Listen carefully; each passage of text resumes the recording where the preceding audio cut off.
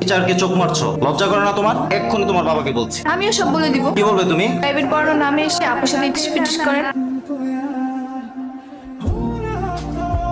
আপনি যদি এখন আমার সাথে প্রেম না করেন, আমি বাসায় গিয়ে সব বলে দিব। অলরেডি আমি তোমার বোনের সাথে রিলেশনে আছি।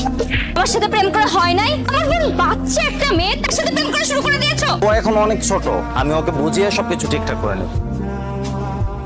আমি মিরাজ, সাথী ভাবিদের বাসা না? আমি সাথে আপুর ছোট বোন। আর আপুর তো এখনো বিয়েই হয়নি, আপনি ভাবি কেন ডাকতেছে? আমাকে আদর ভাই পাঠিয়েছে, সাথী ভাবিকে এই চিঠিটা দিতে বলেছে। সাথী ভাবির নাকি একটা পিচ্ছি বোন আছে, ভাইয়াকে প্রচুর ডিস্টার্ব করে। সেটা কি আপনি?